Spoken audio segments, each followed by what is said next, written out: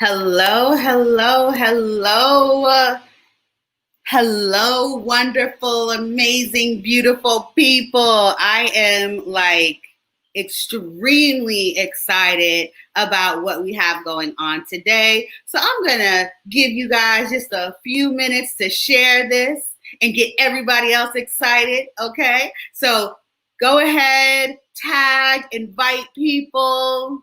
Bring them into the room because you guys are not going to be disappointed with our special guest today. So please, in the comments, you guys, if you are regulars, then you know I love those yellow hearts. So drop a yellow heart. Let me know that you care. Oh, yeah. And please know this is interactive, okay? Ask questions, give comments, let us know how you feel. We are able to see your comments, and we definitely want to feel like we are a community because it's kind of hard nowadays, guys. It's kind of hard, right? It's a blessing that we are here during these times, but speaking for myself, I truly miss community. I truly miss connection. And even though we're able to connect on these internet highways and skyways, I definitely miss being out in front of people. So please let us know you're there. Hello, Jeanette, looking fabulous as always. How are you? Welcome to the room. Hello, Miss Myra Gandy, the Myra Gandy.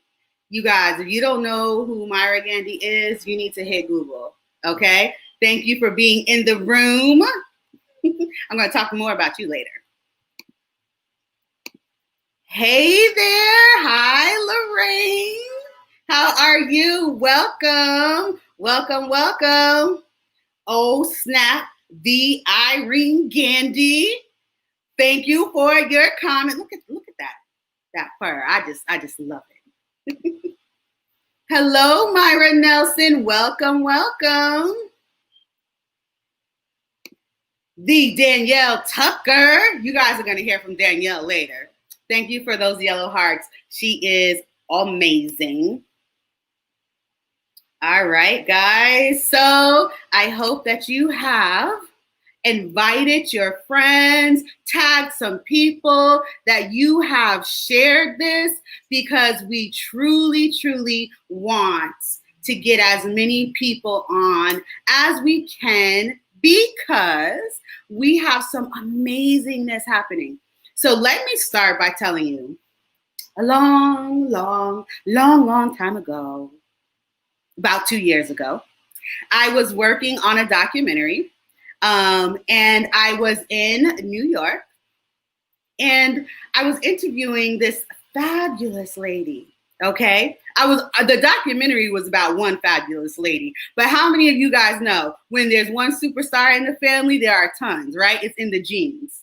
So I got the opportunity to talk to and interview INEZ Turpin, okay? And her spirit was so amazing. But what struck me was this. I'm going to show you guys. This book right here, okay? I got an autographed copy. I actually got 2 autographed copies. But this book right here, Who Made the Potato Salad? So my co-director and I, after the interview, we sat there and we read this entire book. And we were like, this needs to be a stage play. This needs to be out there. We absolutely loved it. And not just because this book is hilarious, but because of the woman behind it. And so life happened. I was diagnosed with breast cancer, and I went through that battle. It took me out for a little while, but to the grace of God, I'm here. Then COVID hit, and that shut things down. We were planning on doing a stage play in Plainfield, New Jersey at our theater, and we couldn't do that. And I said, this dream is not going to die. All right. God did not say no. God just said, expand your vision. And that vision for us was to start with a reading, with a book reading, and an opportunity for you to get to know the woman behind this book. So I want you to put a heart in the comments if you have ever heard anybody say, who made the potato salad? Okay, drop a heart. If you have been to a church function, you have been to a cookout, you have been fellowshipping, and you heard somebody ask that question, drop a heart, let me know, and I am going to bring on, guys, like, you know, I'm emotional because I feel a tear, because when you meet somebody who really touches your spirit, when you meet somebody who shows you the definition of not giving up and God shines through them, it touches you so much. And this woman has touched me. And so I'm so honored and humbled to even be a part of this experience. So I am going to bring on the Miss INEZ. Hello. Hi, Miss Onyx. Looking fabulous as always, my daughter. My daughter. How Always. are you? I am well. You don't know how well I really am. I talk about dropping no tears because I got to get through this interview. Right? So it's so emotional. Like, in today's world, you really value genuine and authentic connections. And I thank you for showing up in my life in the manner that you have, and always holding me in your heart and praying for me, because I have felt those prayers. Thank you.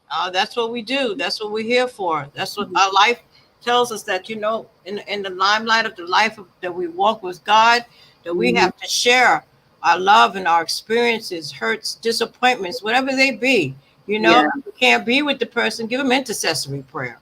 Yes. You know, we can always have prayer, but just make sure it's true and genuine. You don't want everybody praying for you, girl. I'm telling you that. Say that. You don't want everybody laying hands on you either. Say that. You know, those that you know that you love and are close to you, you feel some kind of spiritual connection with them, keep them close to you. Always ask God to hold your heart tight, and He'll get you through. He'll get you through. He got me through. I know that. Absolutely. He got me through a lot of stuff. Yes. Yeah. So we're going to talk about your actual book later. Okay. But first, I want to talk about you. All right. Okay? I want to put you front and center, because writing a book is no simple task, number one. Number two, writing a book that has anything to do with the church experience can also be a little difficult. You know, you have to get real, and you put some real stuff into this book. So where did you get the inspiration or the idea to even start to pen this book? Okay, well, I'll start first. When I turned 60, and I was told not to use the bucket list word anymore. When I turned 60, it was part of my life list. So it was like, 10 things I wanted to do with 5 things I wanted to do with my life list. And one of them was write a book. So I didn't know what I wanted to write. I write all the time. But I belong to a wonderful organization that supports 29 different churches and pastors in Harlem and the Bronx. So 2 or 3 months out of the year, I'm in a different church. And of course, it's marvelous and wonderful and lots of food. So it just came to me. It was January is our first year back, first month back after summer. And I was at this particular church. I don't want to name any churches because I don't want to get in any trouble. But anyway, I was at this particular church and I was in line. I've been at this church going on 20 something years. And I'm on the line and we're waiting for the hot food to come out, and all these beautiful salads are on. And all these potato salads were on the table. And we're just standing there. Nobody's touching the pans. And it all looks so good. It's so luscious. And then, okay, I'll use it again. So here, Sister Onyx's potato salad is here, baby. Everybody couldn't wait for Sister Onyx's potato salad. And it just popped in my head. What a wonderful line for a book. And that was in January, mind. This is January 2014. This is January. And I said, I know it's been said everywhere you go, barbecues, cookouts, black church, white church, no matter where you go, people will always question the food. But black people really want to know who made their stuff. They want to make sure the kitchen is clean. I don't care how good you cook. Don't be eating so-and-so's food because our kitchen ain't clean. So that was in January. Now, I had wrote the book when I was 60. And I sat for a long period of time, and my children were here, and my sister, of course, we were at Thanksgiving. They said, Mommy, when are you going to get this done? And I said, okay. I was 65 then. And so here it is, January. I was 65, January. I said, okay. 3 o'clock in the morning, January 2014, I completed it. Wow. At 3 o'clock in the morning. I just woke up because I would get ideas in my head. I have to wake up and write notes down in my head. I think most creative people do that. Yes. So that was in January. Okay, I showed it to my sister. February, I didn't know anything about publishing. I knew nothing, and I didn't know about self-publishing. So I looked online. I think it sent it to one black publisher, and they said they weren't taking any new manuscripts at the time. And then I got an offer from Essence Publishing Company up in Canada. Now, mind you, I wrote the book in January. I showed it to my sister in February. March, they sent me a contract. Wow. I sat with Irene. We went over the contract because, when you don't self-publish, it costs. Yeah. People don't realize how much it costs, because you got to pay for the printer and the writers and the book publisher, all of that. Mm-hmm. So that was in March. We sent the contract out in March. April, I sent the contract back. We did some book covers. They sent me some book covers that you wouldn't believe. I didn't like any of those. My niece was kind enough to do the book cover for me. And by the grace of God, I guess, July 14th, 2014, I became a published author of Who Made the Potato Salad with Essence Publishing Company. Wow. Yes. Wow. Within 4 months that happened. How does it feel? It was like public. It was so funny because I was coming from Sandals in Jamaica, and I was coming across the Williamsburg Bridge, and there used to be, I forgot his name now, but there was a comedian that used to be on WBLS, and he was asking everybody what they were going to do for the holiday, and everybody would say, yeah, we're going to barbecues and whatever. He said, yeah, people, and make sure you ask who made the potato salad. I just cracked up, not knowing at that time that was the drop date. Right. My book. Wow. Oh my goodness. God works. I was like, okay, God, I asked you for this, so I can't renege. Right. Whatever you ask in word or deed with God, you must follow through, good, bad, or indifferent. Right. So we got the books, and of course, I advised with the most important person in my life who knows these things, my sister. Mm-hmm. And we talked about it, and she got me a place to have a book signing that August, and it turned out very well. And I got some wonderful remarks by some very notable people. Yeah. And then I just went around and kind of sold myself. Every church I went to, my organizations, God bless them, they supported me. A lot of pastors supported me. And I was just very happy. I had 2 or 3 book signings at various churches. And so I said, okay, God, that's my 15 minutes of fame. Because, you never think, I'm not a writer. Mm-hmm. I just wrote some stuff down on paper, and I was just blessed to have it happen. But like I didn't tell anybody this. This was 2014. In 2015, I said, God, I would love to see this book come to life. I said, I don't know how it's going to happen, who I'm going to promote it to, because I'm not like that, you know. And I said, but I think it would be so joyful if I could share it with somebody live. Because a lot of people to this day, believe it or not, do not read. Yeah. That's why I didn't make it more than 100 pages.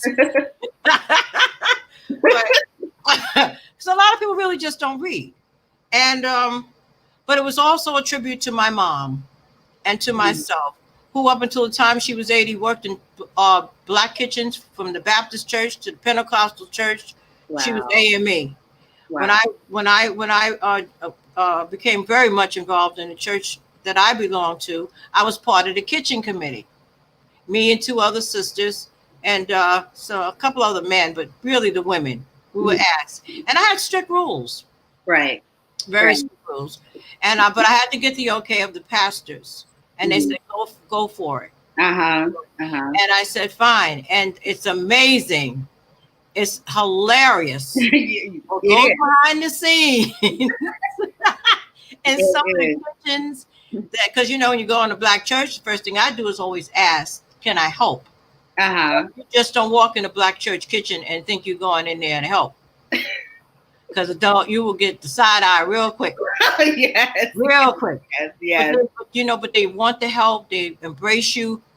Sometimes they have their own committees. Sometimes when you're feeding 200 or 300 people and you look out that window and there's a line of people. Yeah. They accept the help. They really accept the help. Right. So in that respect, yes, it was a blessing in disguise. Right. I was joyful. I was happy. I got nominated for a QBR award. Wow. Phyllis Wheatley Award. That I cried about a lot. Because when they sent it to me, I just sent them the book with some fabulous, really, really young writers or whatever. And, I joined a couple of book clubs, and then a lot of book clubs said they didn't want older women in them. And I said, okay, well, that's your choice, because that's your fault. Because if it wasn't for me reading older women, I wouldn't be able, and I love to read, and I read stuff from 1920 to current. And so that's why I've learned how to read, and especially reading things about Harlem. Right. Oh, anything about the Renaissance. I went to the Schomburg and they had to put me out because I couldn't leave. There was so much good stuff in there. Wow. So and so I have all girlfriends everywhere. That I have some friends, a very, very special sweetheart friend of mine that's a Delta. And they had a book signing about 2 years ago with about 10 other writers, and she invited me down to Maryland for that. And there was a minister that had written a book, and so she thought it was hilarious too. Right, I'm sure. Yeah, because I said, "Come on," I said, "Come on, Rev. You can relate to what goes on back there with that chicken." Come on, Rev.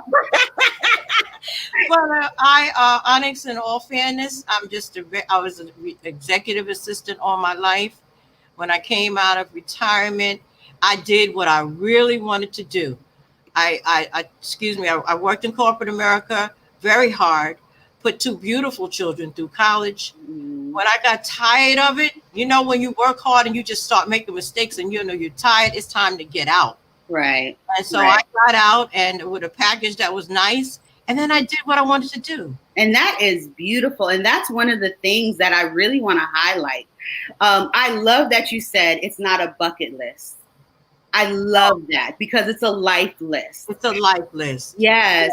Yeah. And I love that you are showing us that it is never too late to fulfill your dreams and to do what God has called you to do. There are so many people who are in their 20s and in their 30s, and they're already giving up. Oh, you can't. You can't let that, because, all of us have, if you really, because this is what happened when I started writing. People kept saying, well, I got a book. And I said, well, why don't you write it? Because there's a book in all of us. Amen. There's a book or a story. All you have to do is sit down, put your thoughts together. I didn't know anything about doing what I'm going to do. I thank my sister for her inspiration, but she just signed a check. And my husband signed the remainder. But, but I didn't know what I was doing. And so, but I wanted to let people know that if you have a story in your heart or something on your mind that you feel you want to jot down, and don't be discouraged if it doesn't get published. Be happy that you took the time to sit down and write it out and get it done. Absolutely. Wise words. If you look at all the Black books on the market we have now, I don't read any of them. I really don't. I read the old Black stuff because the young Black stuff is for the young market. Although I love surrounding myself around young people as yourself, but there's just some of the stuff that they're writing is just not for me. It's a little bit too urban. It's a little bit too classless. It's a little bit too much cursing. But when you're dealing with today's market, and unfortunately, these are some people, that's how they identify. My thought is this: if it gets them to read, yes. If it gets them to read, if it gets them to read, yes. Absolutely, absolutely. Go over the cursing and all the other faux pas they make in there. Right, right. They're reading a book which might lead them to read or write something else of their own. Absolutely. I love that you said there is a book in all of us. That is quotable, okay? I need you guys to go and quote her. There is a book in all of us. What is your book? What is your story? And how are you going to bring it out? The thing is, there's a tribe for everybody. There's an audience for every story. So if you are out there and you're feeling like, yeah, I have this story, but who's going to read it? Just do it, and God will take care of the rest. He always does. No question. There's an author that I read. I think I don't want to misquote, but the last name is Blackwell. When I was writing the book, and he's from the early 1800s, and he has a quote that stated, "Opportunity favors the prepared mind." That blew me away. Be prepared. Be prepared. Your opportunity favors what you have in your mind. You know, turn all your obstacles and everything and your problems and your possibilities, every challenge is an adversity. We know that, you know, but let your seeds of opportunity grow. Absolutely. Let your mind grow. I always say I'm in my 4th quarter because I just turned 71 in May. Wow. And so therefore I have to let my seeds grow until they die. You know, if I have an idea, I'm going to continue to write my ideas. I might not publish them anymore, but I continue to write. Absolutely. If nothing else. If it's nobody else, I write for myself. You are ministering. Okay? This isn't an interview. This is a church service, which brings me to. All right. Because, you know, I watched you. I saw what God brought through you. You know, you never failed. You never gave up. You went through some trials and tribulations. You didn't lay down and die. You said, girl, please, I'm not, you know, sickness hits us all, but it all depends on your mindset. Yes. And you have such a wonderful mindset of living and continuing to do what you have to do. And look where you are. Look where you're going to continue to be. You know? And I applaud you. I applaud you and just some of the staff that I met. I love young Black women. I think they're doing such marvelous things because it took us so long to get here. You know, it really did. It took us so long to get here. So, you know, let's just you know, this is another scripture. Let your light shine so men may see your good works. Yes. You know, they see your good works, they'll continue to work by you. Keep yourself around positivity. Absolutely. Negativity will kill you faster than anything else because everybody's not appreciative of what you do. I don't care how much they're going to tell you they love you and you this and that and that and this. And they go home and talk about, who she thinks she is. And I've heard it. Do you hear this, guys? These gems. Yes. She is dropping these gems. No, I'm telling you. I heard it. I've seen it firsthand. And as I've seen it come from the church community. Yeah. Who do I think I am? I am who I am. Yes. She thinks she's cute. Yes, I am cute. Yes, I have intelligence. Yes, I was born with intelligence. Yes. I have all of those list of things that you think I am. That's who I am. That's who I'm going to continue to be. And you don't have to be around me because friends are bonuses. Right. The friends that I've had them for 50 years. So I ain't worried about what you talking about. Man, I can't even. I got nothing to say because that was true. Absolute truth. No, I'm not worried about it. I'm not worried about anybody saying anything bad. It used to bother me, and sometimes it still does. And I'll be honest with you because Christian people, church people, not Christian people. Church people are the worst people in the world. They'll attack you. They'll smile in that face, and they have nothing but negativity to say about you. I've learned it, I've heard it, and it used to hurt me. It doesn't bother me anymore. Right. You know, the only person I have to answer to at the end of the day is God. Yes. When I need a signal, I tell him. Yes. When I need an answer, there's a song called Whisper a Prayer. And I sing it to myself all the time when I need to hear from God. I say, God, whisper a prayer in my ear. Tell me what I need to do with everything, not just writing, just with personal business in my life. Take care of my children. Cover them with your blood. You know, keep them safe for all hurt, harm, and danger. Just like we're in this epidemic now. I don't like Zoom church. I like you. I miss the fellowship.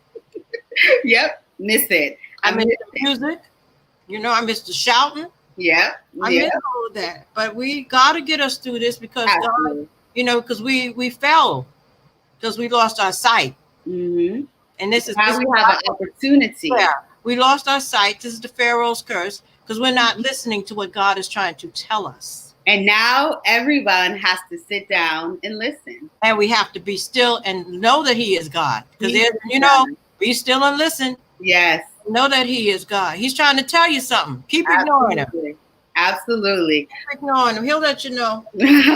Well, we are going to go ahead and jump into this reading. All right. Oh, I can't wait. I'm going to introduce the actors. We're going to get started, but don't go anywhere because I'm going to be right here. Okay. All right. All right.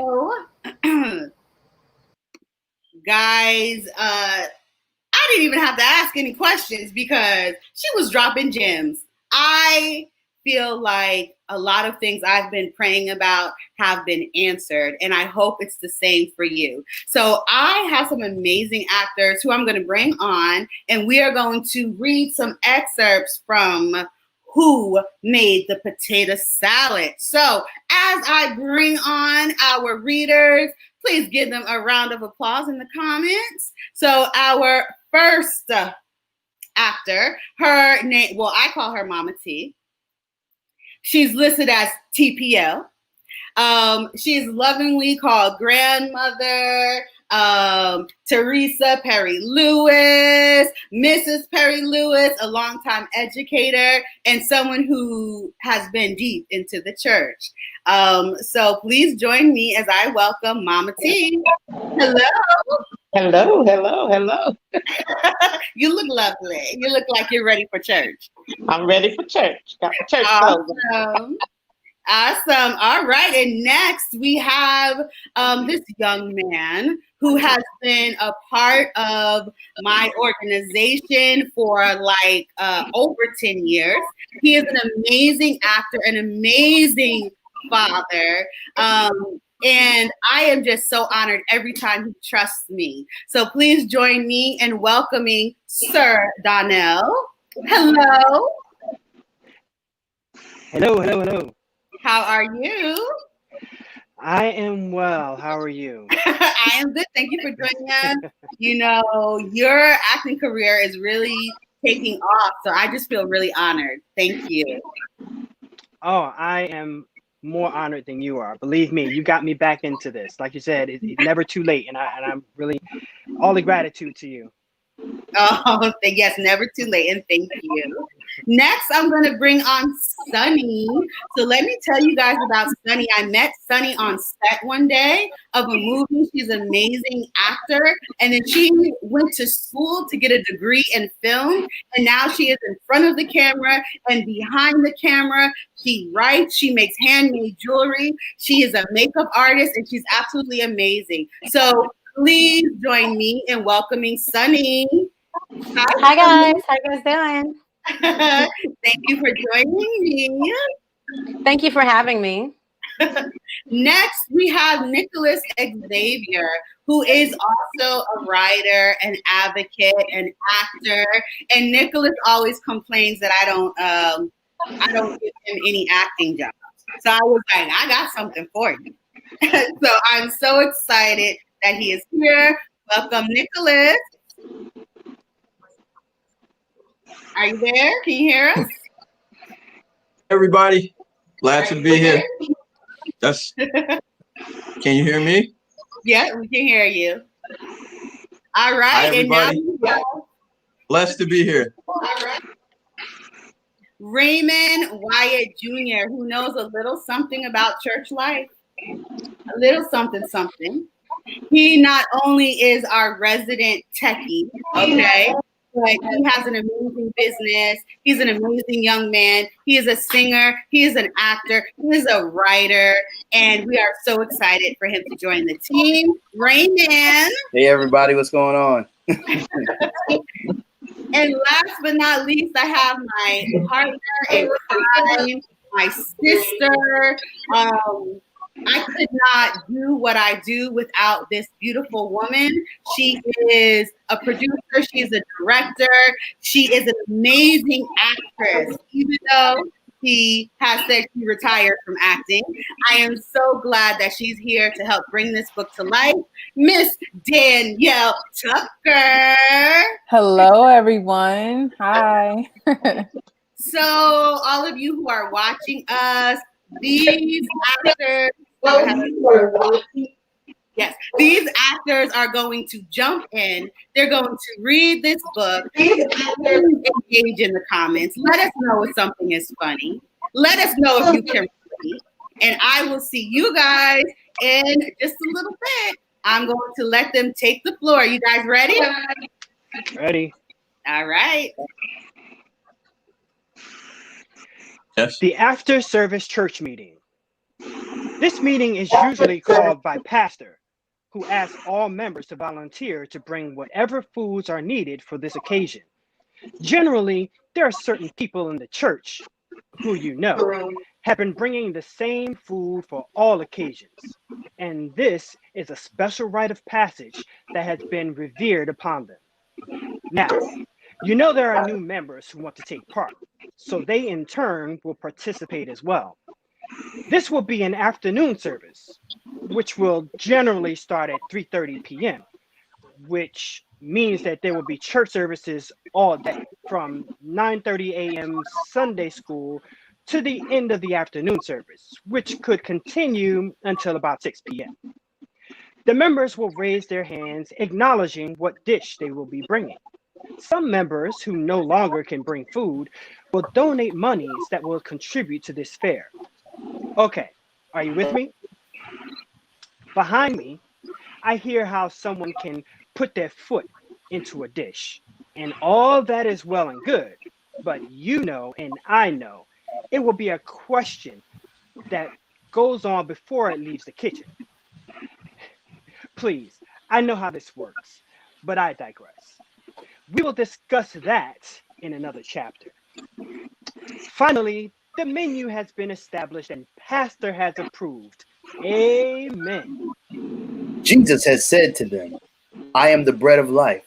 He who comes to me shall never hunger, and he who believes in me shall never thirst. John 6:35.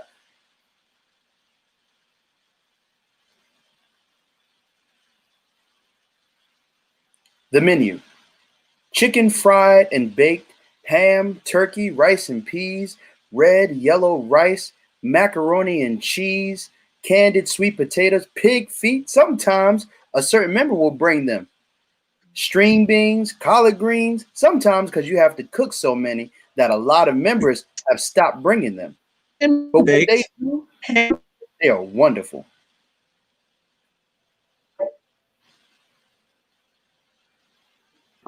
Green salad, macaroni salad, potato salad, cornbread, rolls, cakes, usually store-bought. Potatoes, sometimes depending on who still bakes. Drinks, soda, iced tea, and water.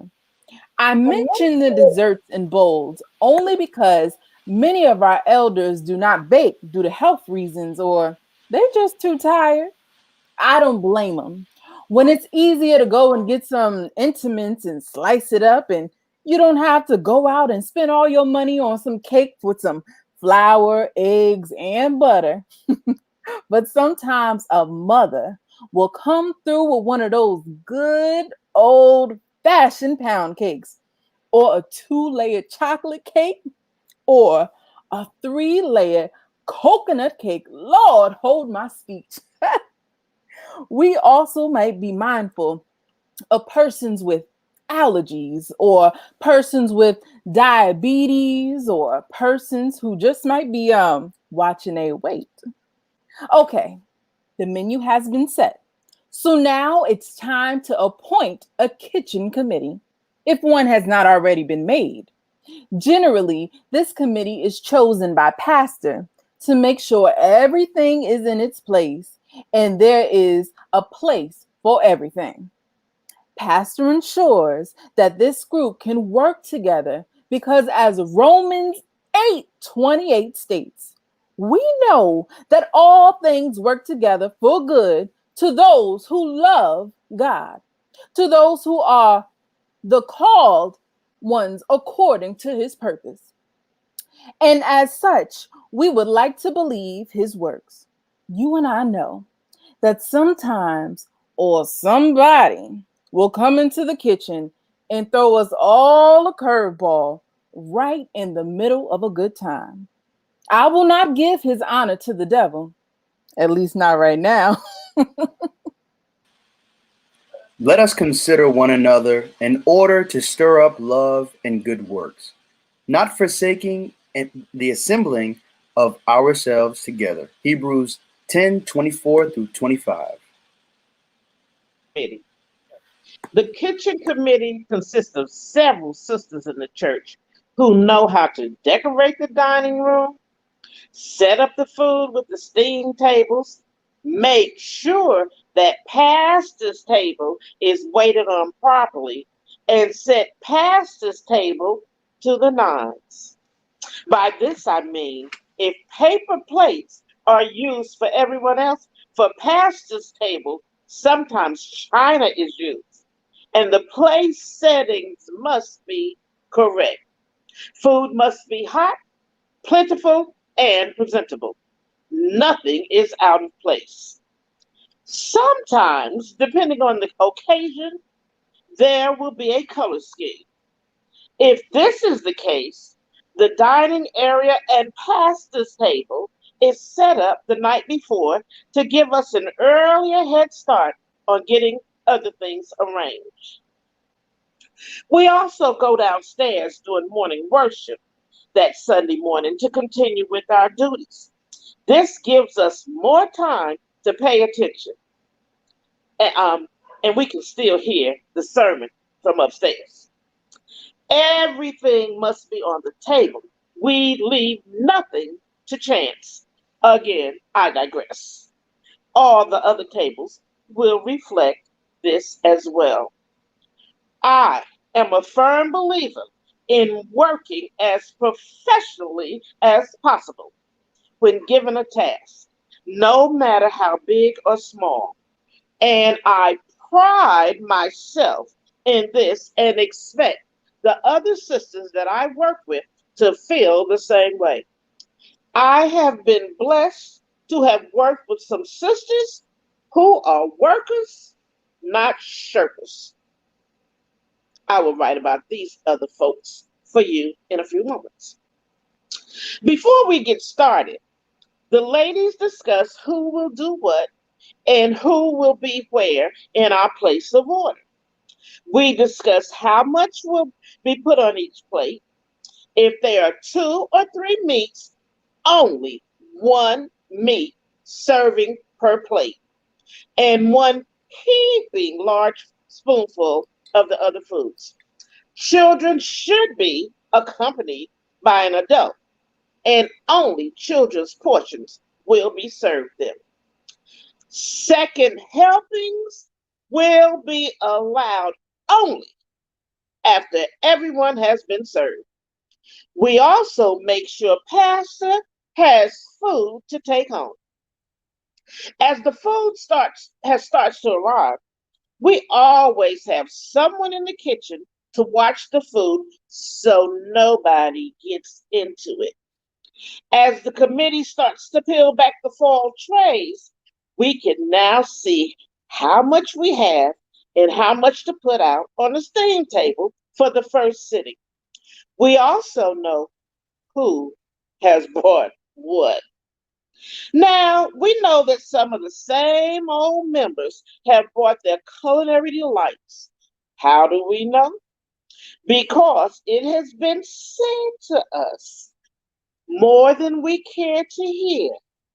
Make sure my dish gets on Pastor's table.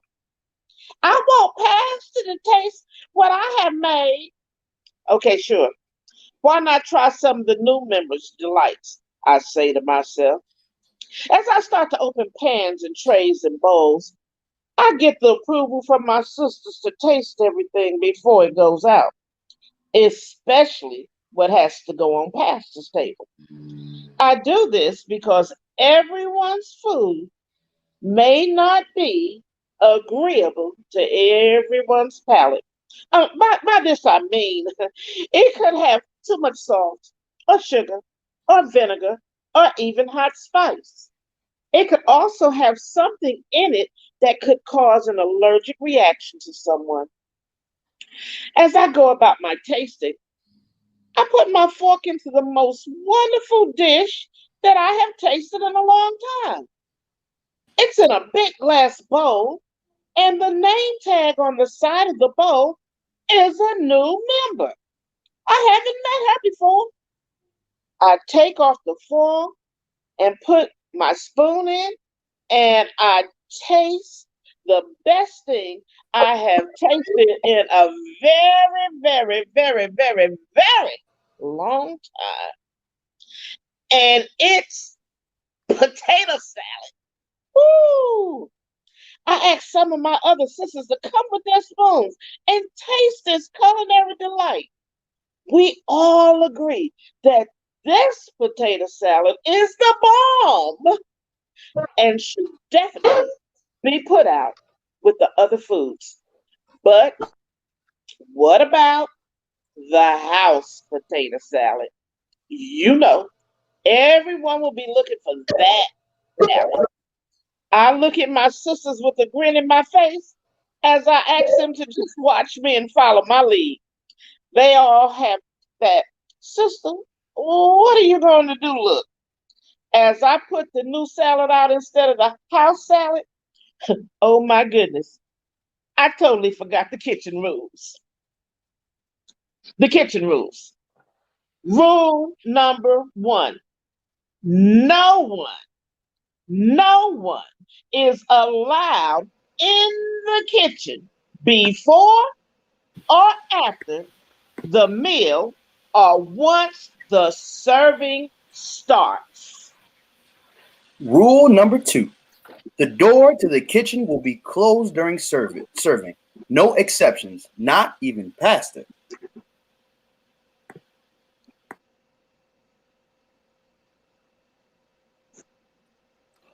Rule number 3. If you require anything from the kitchen, please ask one of the sisters from the serving window, and she will be more than glad to help you. Rule number 4. Before the meal begins, if you are diabetic and have not brought anything with you to keep you from hunger, i.e., crackers, candy, or a piece of bread, I will gladly give you a roll or something to drink, but not a plate of food. Rule number 5. Everything you need is in the dining area. We are not harboring any larger plates or cups in the kitchen for you to use. Rule number 6. We will give you a styrofoam container to take home what you have not been able to finish, but we will not make plates for your family at home because you have chosen not to cook today. The workers and shirkers. Let your light so shine before others that they may see your good works and glorify your Father in heaven. Matthew 5:16.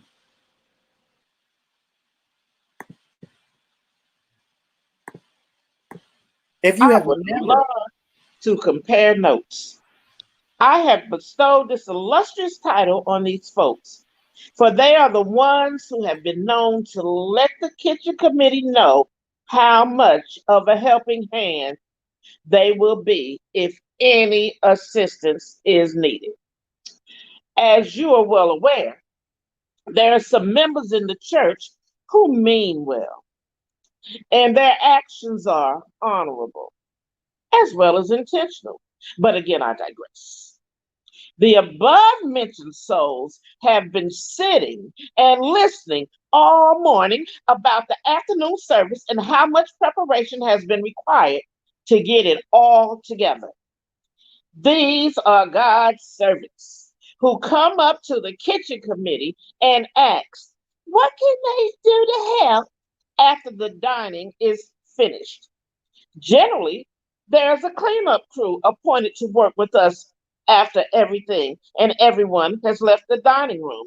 But we never leave anything to chance. All helping hands are welcome. Now, after everyone has been served, the leftover food is taken off the steam table and out of the dining area back to the kitchen. We generally leave a little out for latecomers from the visiting church, just in case.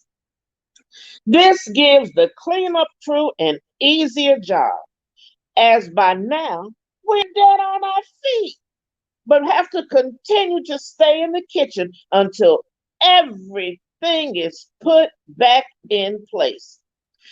This is when sister and brother helping hands have folded up quicker than folding chairs. I hear from the dining area as the cleanup crew tries to get themselves something to eat as well. Well, it looks like you got enough help down here now with you.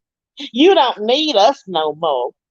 We just gonna go upstairs and get a good seat to hear the speaker of the day. But here it comes. If you need us, just send someone upstairs and we'll be right back down to help y'all out. Side note, you never see them again.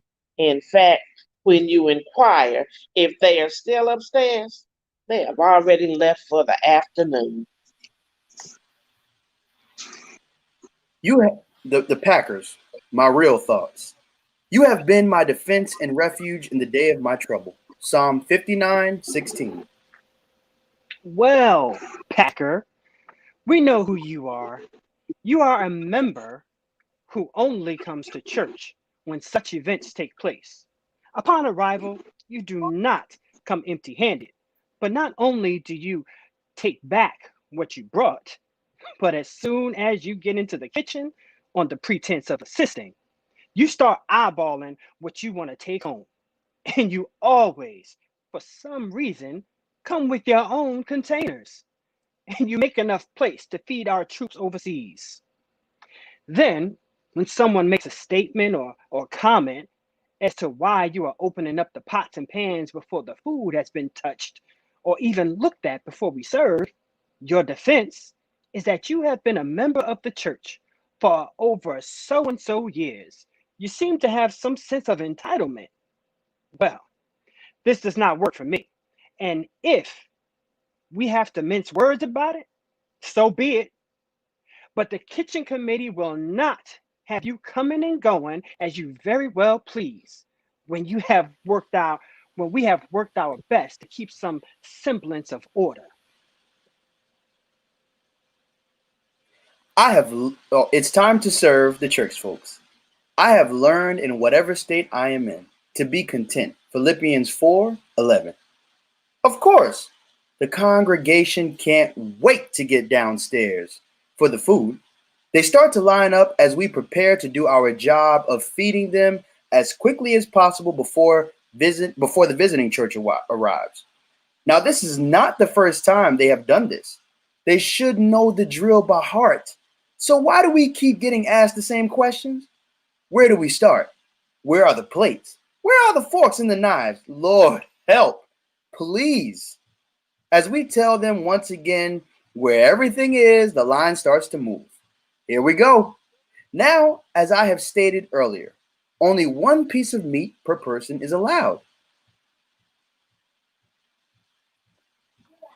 Good afternoon. What type of meat would you like? I would like 2 pieces of fried chicken, 3 pieces of that turkey, white meat, and 3 slices of that ham. I'm sorry, but you can only have 1 meat each. Why? Because the rule is set by the kitchen committee. Well, I'm hungry. I have been in service since Sunday school. All this food you have before me, and you can only give me 1 piece of meat. Lord, with you close at my side, nothing can happen to me that you and I can't handle together. Does Pastor know about this? Yes, it was the pastor's suggestion. I say with a continuous smile on my face. As you know, we never turn away anyone who needs or wants more food.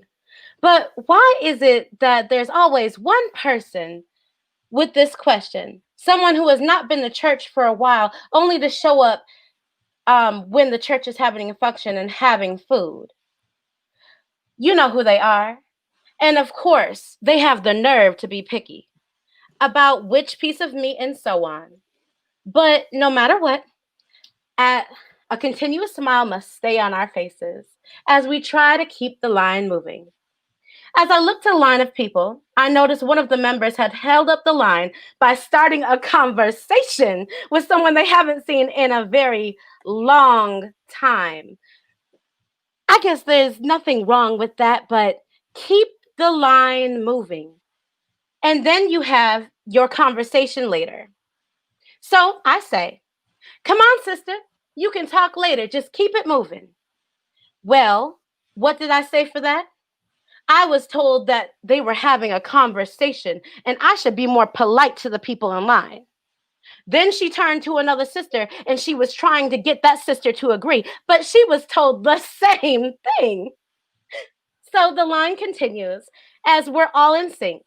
The line is moving fast, and when all of a sudden we hear the magic words, "Who made the potato salad?" You see, all the cold food is at the end of the line, and all of our serving spoons seem to stop in midair at the same time. We all know whose it is. We try not to look up. We pretend we didn't hear, and we continue to serve. When the question comes up again, I quickly move down to the end of the table as I see a panic in my other sisters' faces. And I say, you know who made the potato salad. Whose else would it be? So a big scoop was given and the line kept moving. Phew. For God is not giving us a spirit of fear, but of power and love and of a sound mind. 2 Timothy 1:7. It's time to serve the visitors. Finally, we have served all of our congregants, and as they mull around the dining room table and continue to talk, someone announces, our people, please leave the table so we can clean up for the visitors. Just as this is being announced, the visiting church is starting to appear in the dining area. Now, the preacher's table has to be replenished and touched up if necessary. Replace the napkins, silverware, bread, pitchers of juice, So we quickly make sure that it's in order for the visiting pastor. As we also replenish steam tables, we notice we have more than enough food left from our other guests. We let Pastor know this, and she instructs us to be generous but careful with our serving so we will be able to have something to eat after we have served everyone else. We try to make sure our visitors have enough. With our directions from Pastor on how to control the serving frenzy, we begin to serve our visitors. And the line is much longer than our congregants. This visiting pastor has brought a whole lot of people. Let's get this serving started.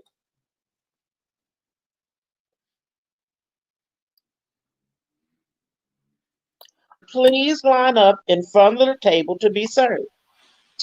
I make sure, with my smile on my face, that I tell the person in front of me what's on the buffet line. So if I ask you what you would like to have, Why do you point? Please don't point to the food at the steam table when I am serving you. I don't understand sign language. If you would like some chicken, mac and cheese, string beans, rice, and so on, just say so. I will be more than happy to give them to you on your plate. So let's keep the line moving. A guest hands me her plate, and she tells me this as I give her a portion of mac and cheese. You know, I have a birthmark of mac and cheese on my body. Really? And this means what to me as I look down the line of 20 people. So I continue to stare at this person until I realize, duh, she wants another spoonful. My thoughts. So now, I, who have lost some of the patience any God fearing person will have lost by this time of the day, would like to answer this person with this. Good for you that you have a mac and cheese birthmark, but it will not get you another a spoonful until everyone has been served. But I politely reply to her that I can only give one spoonful. The portion was big, but if there is any left over, she could come back. She gives me a look, but continues down the line. My thoughts. What do church folk think when they come to eat at another church? This is not a catering hall. And speaking of which, when you are asked to attend an event at one of those halls, for which you have paid $75 to $100 or more per ticket, you get one half a chicken, or a piece of salmon, or some steak that is tougher than Chinese man, some blanched, and I mean blanched, string beans, an underdone potato, cold rolls, cold butter to put on the rolls, Coke or Diet Coke, maybe iced tea that's not sweetened, one piece of cake, coffee, and tea, and you have no complaints. When you get home and talk about what a wonderful time you had and how good the food and the service was, help me, Holy Ghost. But I keep on serving. I have learned in whatever state I am in to be content. Philippians 4:11. I, not events, have the power to make me happy or unhappy today. I can choose which it shall be. Yesterday is dead, tomorrow hasn't even arrived yet. I have just one day, today, and I'm going to be happy in it. Bits of wisdom. And whatever you do it heartily, as to the Lord and not to men. Colossians 3:23. Great occasions for serving God come seldom, but little ones surround us daily. Kind words bring us happy echoes. The beginning of a prayer is the ending of a problem. A wise woman will always ask for directions, and God will always give them. If any of you lacks wisdom, let him ask of God, who gives to all liberally and without reproach, and it will be given to him. James 1:5. After everyone has eaten, after everyone has gone upstairs, and we're left to clean up the kitchen once again, there is a quietness among us, and not another word is spoken except when asked what to do with something, usually leftovers. Or we sit and discuss how much excess food went into the garbage, wasted due to some child whose eyes were too big, or even worse, some grown up who thought they could not come and ask for another helping. We love our Lord. So we put all our human feelings about the day aside, despite what may or may not have transpired during the course of the afternoon. How do I know this? By the look in my sister's eyes. and our sometimes swollen feet. We have truly served the Lord today. No matter what comes our way, we know that we are preparing ourselves to do this all over again when asked. I would not trade working for the Lord for anything. I will leave you with this scripture. Finally, brethren, whatever things are true, whatever things are noble, whatever things are just, whatever things are pure, whatever things are lovely, whatever things are of good report. If there is any virtue, and if there is anything praiseworthy, meditate on these things.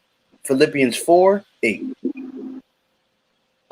But the next time you are standing in line for food in a church basement or at a church picnic or approaching the end of the steam table where the salads are, you just may hear, Who made the potato salad? Who made that potato salad?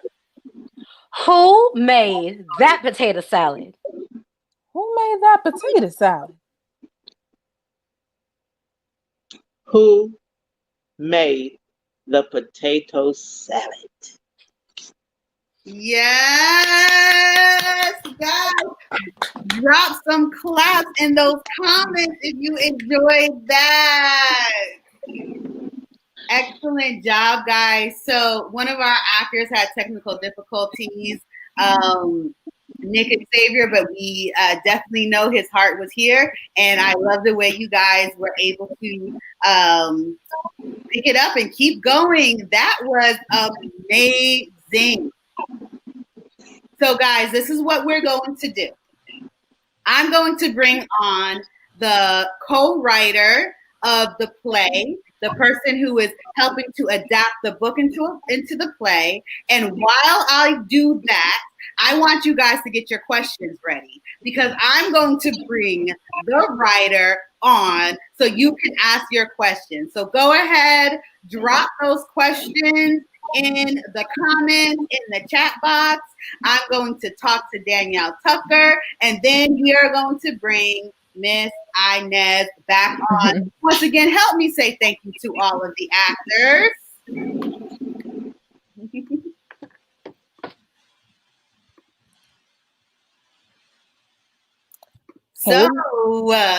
Hey. That was amazing. It definitely was. Wow. So let me ask you, it's been about a year and a half, 2 years since we picked up this book and we said it is absolutely a play. It After definitely is. Hearing it, like, what are your thoughts now? Well, yeah, earlier you brought up when we first got a hold of the book and we sat on the couch and we were reading the book, but now hearing it with different voices, different age groups, it brings a new light to the book and it's so relatable. Yes. I grew up in the church and just being a Black woman, I can totally relate to the big question, who made the potato salad? Because if I don't know you, I'm not eating it. Right. Or you're going to wait and watch to see what other people do when they eat it. Then you might get a little bit and try it. Absolutely. Absolutely. It is so amazing how culturally that one question or what we all experience resonates with so many people. Yes. And it's not really just about the potato salad, you know, it's about so much more. So I know that as we work to adapt this book and we work with some amazing producers to help bring INEZ's work to the stage, what are some little sneak peek secrets that surprises that we will see in the stage play that we did not get to hear today? So definitely in the stage play, it will be a play with music. It won't be a musical, but it will be a play with music. And we may hear some traditional songs that we may have grown up hearing in the church, or maybe new for people who have never heard them before. So definitely implementing the church aspect of how it relates with food also. And one thing I definitely want to keep in the show. I know in the play we get an account from one sister.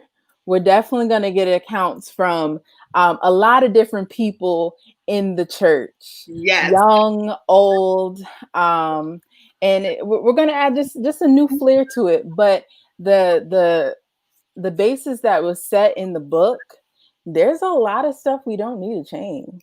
Right. It was hilarious. So, I'm in the chats and I'm looking at these comments, and just from the reading, so many people could relate. So I cannot wait until we are ready to bring this to life, because the audience is going to have a ball. And I love what you said about not a musical, a play with music. And that's something we really spoke about. Music is such a part of praise and worship. Music is such a part of the church experience. And as we know, as theater girls, music really helps to further a plot. Now, in the book, we have tons of scriptures. And so I love that, because I love to incorporate the word. How do you see incorporating that into the stage production? So one thing I like that you added, Onyx, was we had one person read the scripture. So it kind of made it like a narration feel. So I think that's one idea that we could play with, is having a key narrator, someone to pull the story together. And one thing I want to add, one thing that's that's going to be exciting is doing the research. Just having, to be able to document real encounters. So that's an exciting thing. I agree with you. I love research. I love talking to people.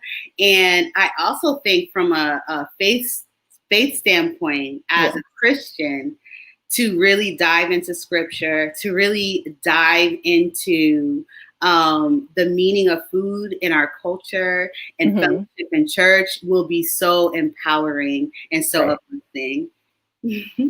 So I am completely honored to embark on this journey with you. Thanks. You are my sister in the arts. And I know that your vision for the directing of this is going to be unmatched. And I cannot wait until we are able to open up and really showcase this to the world. So thank you for, just being open. Yes, I'm so excited. So excited. Awesome. So now I'm going to bring Miss INEZ on, but I'm going to keep you on for a second so you can say hi. Okay. It's been a couple years since you got to see her. So here we go. Hi, hello. Hi, how are you? I am well.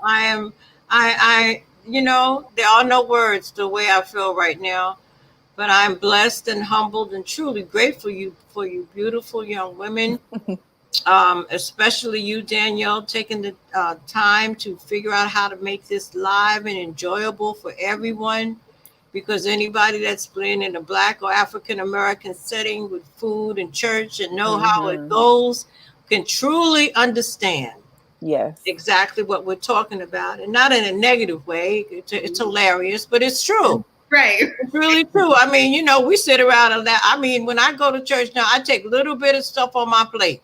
I see these women, they be piling up their plates and then it goes in the garbage because the food doesn't taste well. Exactly. You know, so before I'll just go around and get a little bit, and then, you know, it's like, oh boy, this is not good. And, and then I'll go back and maybe try something else.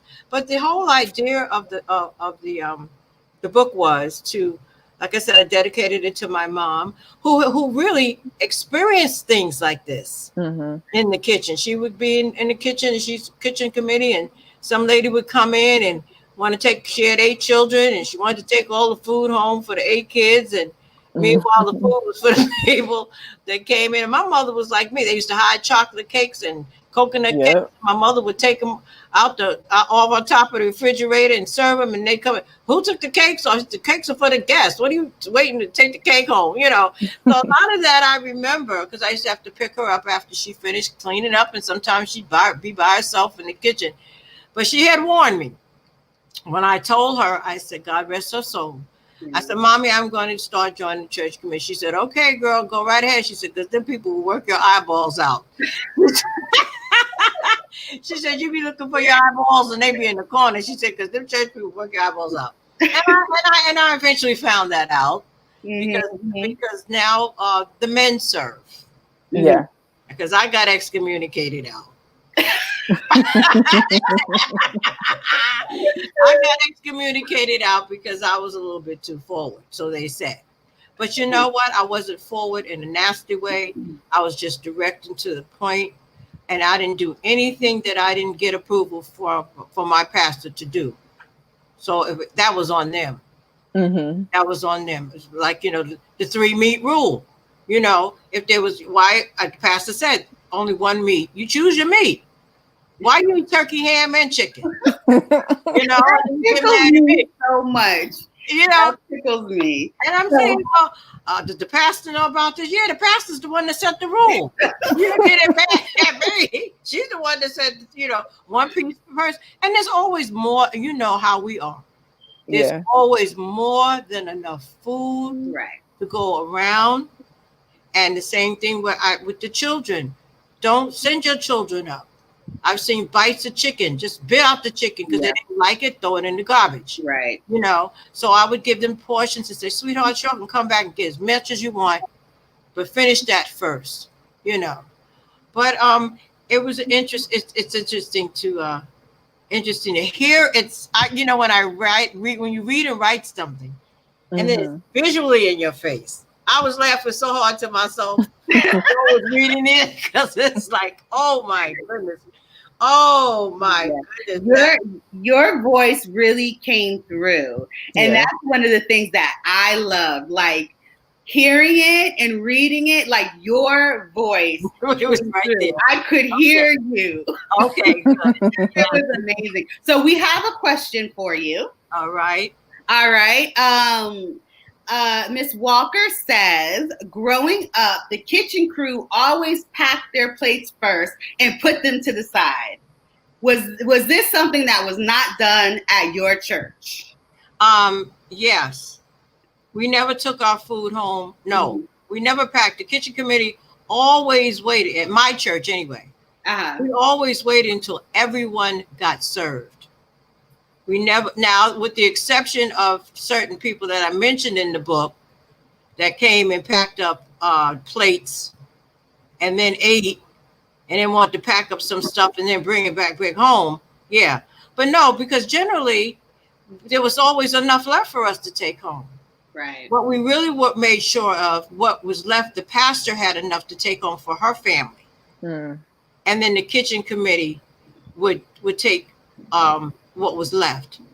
I, on the other hand, always made sure that I tasted everything before anything went out the kitchen, and for various reasons. Like I stated, it could have been hot, could have been cold, too spicy. Right. You know, some people are allergic to certain things, and it just might not taste good. You know, or I would put something on the pastor's table and whisper in her ear who made it. And it would be her decision if she wanted to eat it.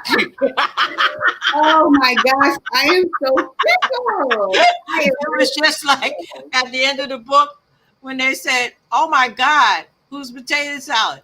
This woman is going on to glory. She was the only one in the church that made potato salad. But honey, when that new member came in with that bowl, and I put that potato salad out, and they saw that it was the late, they just knew it was Sister Alberta's potato salad. God bless her, she's going on to glory. They didn't know the difference.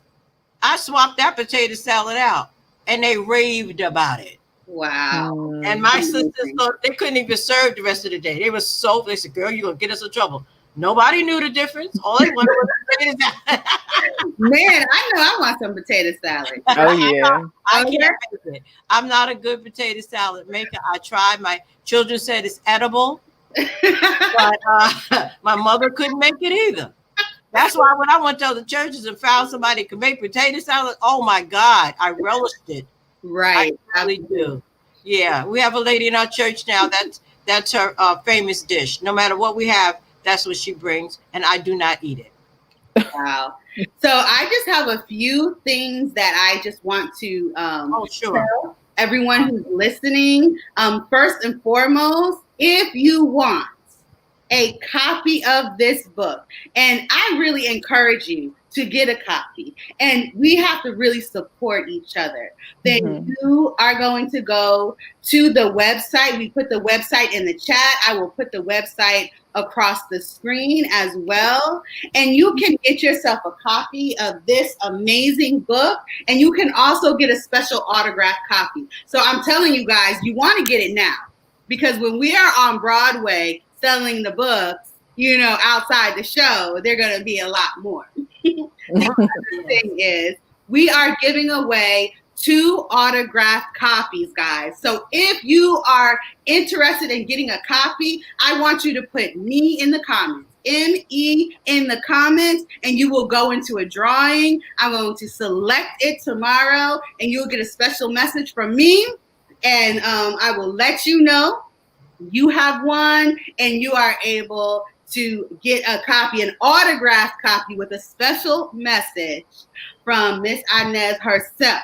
Okay, so just put me in the comments and you will be entered to win a free copy. And I wanted to note that this cover, I don't know if you guys can see it. Okay, so let me tell you, the Gandy girls are fabulous. All right, they're all so talented. So this cover was designed by Miss Myra Gandy, and she is an amazing artist. And I want to put up her website as well, because a big part, now you guys know when you go to Barnes & Noble, when we used to go to Barnes & Noble, right? You're walking down the aisle. Like, how you select that book has so much to do with the cover. It has so much to do with the artwork. It's such a vital part of selling the book. So please check out Myra's art. She is an award-winning, acclaimed artist. I have her website here. And also, this is where you're gonna see her art. Also, she has this wonderful virtual event happening that is called Art and Groove, where you can, it's kind of like paint and sip, except for there's music.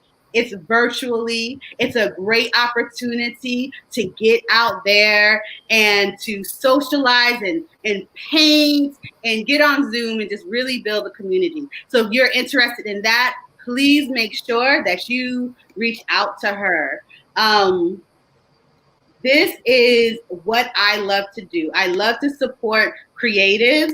I think it's so important that we kill the notion of the starving artist. Absolutely make a living doing what you love. And like Miss INEZ said, it is never too late. Yeah. Cross out that bucket list. It is about a life list. Yes. Okay? Yes. A life list. And so at 60 is when she first wrote the book. Now at 71, she's not stopping. Are you stopping? No. I have another one in the works. I was going to say, tell us what's next.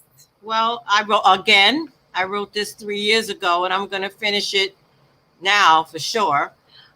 It's called "If I Could Read or Write, I Would Write Up Time." And it was a saying that my father, God rest his soul, last month was his death month. He was born in 1907 and he died in 1980. His name was Rayford Robinson. There were 12 boys and 3 girls in his family, and all of the gentlemen, my uncles and stuff, were Southern men, and they all were illiterate. Wow.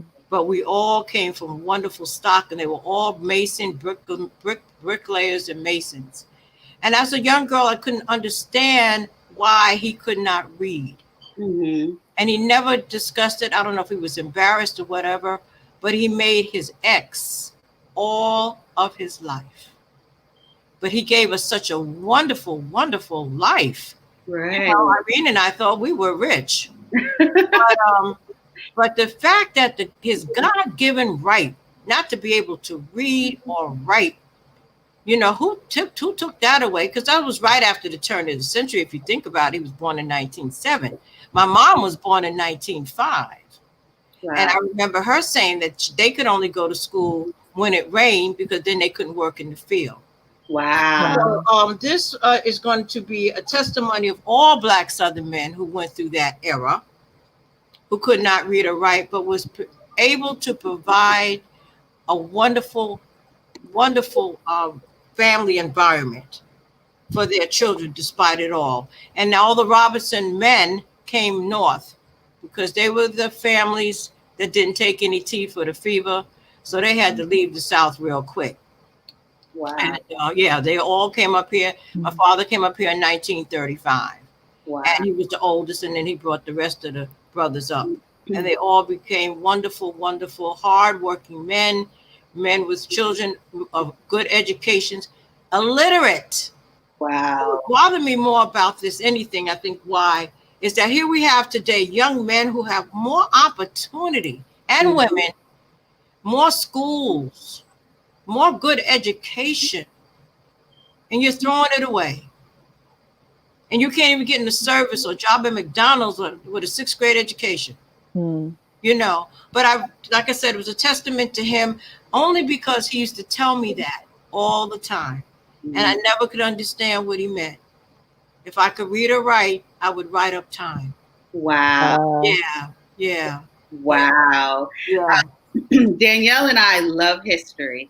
Yes, we do. So we have some good history behind those Robinson boys, I'm telling you. Wow. Family stories that we got, and they did a lot of it from memory.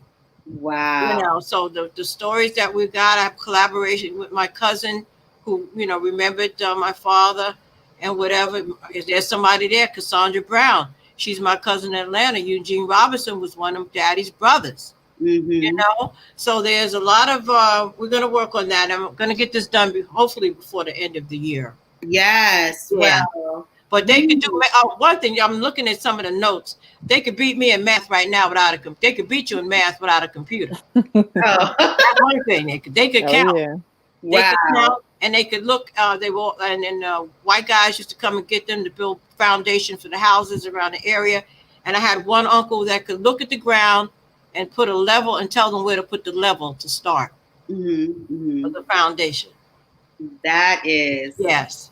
So it's a tribute to my dad. The book was to my mom. This book, Who Made the Tale, was to my mom. And if I could read or write, I would write up time will be to my father. Wow. Yeah. Sounds like we need to incorporate it in the play. I know. We can do that. We can do that because it might, yeah, I think we could do that. Yeah. Okay. I think that would be good because it kind of like works together if you think about it. It does. It works together, and I don't have to write it separately again. It kind of works together. Yeah, it works. So, Miss INEZ, do you have anything else that you would like to say? I'm going to bring the cast back on, and we're just going to send some love to you. But is there anything else that you would like to say? I love the cast. The last thing I'd like to say that if we're going to be enthusiastic about anything in our lives, that we must be very passionate about it, and God always must be with us in it. Don't jump out there and try to do anything and think you can't do it without him, because it will not work. We must be passionate and give God the glory. That is Yeah. a word. Give him the glory and the praise. And listen, because you may not, he will tell you. You may not think he's listening, but he does. He'll give you the guidance and the patience and the understanding about things that you need to do with your life and all parts of your life. But you have to listen. You have to listen. Have to listen. That is a word. Amen. Amen. Now it's time for the potato salad. So I am going to bring on those who I have. We're having some Wi-Fi issues, so all of them won't be able to come on. But Okay. Donnell, hey. Hey. Thank you so much, my brother. You read very eloquently. Oh, thank you very much. I appreciate your incorporation in this wonderful event of mine. No and problem. then we have, I look forward to meeting with you soon. Thank I you. look forward to meeting with you. It's easy when it's great material. Whoa, okay. Thank you again. I'll get my accolades again. I'm packing up all my accolades tonight. You know, you may not get no more for a while, but I'm sure you will. I'm taking all my compliments while I can. Yes, thank you. You're welcome. Funny. Okay, and I'm going to bring on Mama T. Hello. Hello, how are you, Miss T? I am wonderful because throughout the reading, you had my favorite scripture, Philippians 4:11. My birthday is April 11th, and whatever situation I find myself in, I will be content. Yes. Yes. So we're connected. Yes, we are. And Mama T, this is so hilarious. When I looked at you, I said, oh my God, that's my Dot Tyler. She's deceased now. But that was the lady that would come in and pack up all the food. And you look just like her. She Can I tell you a secret? No offense. But when I looked at you, it's like, oh my God, that's my Dot Tyler. Because I have to tell you a secret. She would do that. I've only looked like this since 7 o'clock. Oh, you're younger, I hope. You put this, you only look like this. But I mean, your face, she was a beautiful woman just like you. Oh, thank you. Yeah, I take it. But no, she was a beautiful woman just like you. I want to fill my part. And I must tell you, but you favor her so much. I called one of my girlfriends. I said, you have to get on tonight because she's talking about us. She's talking about us. Yes, every single thing. Oh, my goodness. But you know, Miss T, I'm not lying. You know it's true, right? Yes. Yeah, yes. Thank you very much. Too funny. You know it's true. You know it's true. All right. So I'm looking forward to meeting with you as well. Yes, I can't wait. Yes. So with that, I would just like to say thank you so much for allowing us to bring your work to life. Thank you for trusting us. Always. I wouldn't have listened. I don't think I could have had a better person do it than these young group. You, Onyx, your other workers. Thank all the actors who did a wonderful job. We just keep our nose to the grindstone and stay on the battlefield. Absolutely. Everything will be all right. We'll get it together. And I can't meet, and hopefully when we do meet, I will be able to give you a hug. Yeah. Without a mask. Yeah. And we will be able to fellowship. Yeah. Like we're supposed to fellowship. Absolutely. But Onyx said, I have books here at the house. If you go on the website, I will send them to you. So please, do whatever you feel in your heart. That's what I said. Do whatever you feel in your heart, and I will mail them out to you. Okay, Onyx, I love and I pray for you, and I'm gonna pray for each and every one of you because definitely we are in a pandemonium crisis time, and we all need prayer.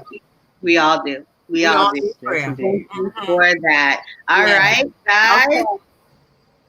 So, as we begin to wind down, I just want to say thank you for giving us your time and your energy on this Saturday night.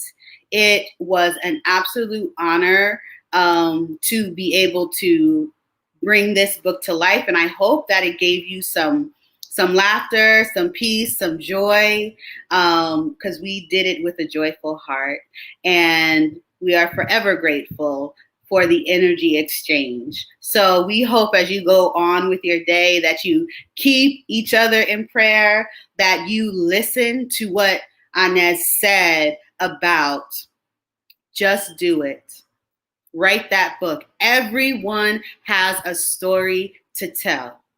Everyone has a story in them. It doesn't matter if you are 15, if you are 35, if you are 65 or 71. Sit down and write and get it out. Thank you so much. The chat has been amazing.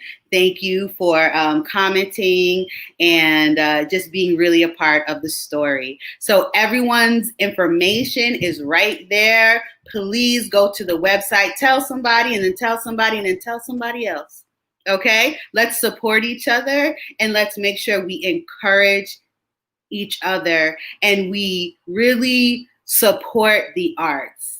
Because creatives, sometimes people don't see the value of creatives. But during this time, we're able to truly see, because you are watching TV, you are reading books, you are watching movies, you are crafting.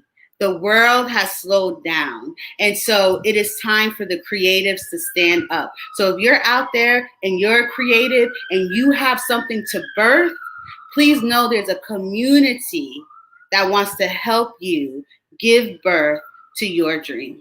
So thank you guys so much. My name is Onyx Keesha. This is what I do. I love to host. I love to bring creatives on. I just love this. So if you are interested in being on the show, if you have something that you want to highlight, please do not hesitate to inbox me, okay? And let's talk about it. If you need some encouragement, if you need some direction, do not hesitate to inbox me. I am a resource. I am here, and I want to empower you.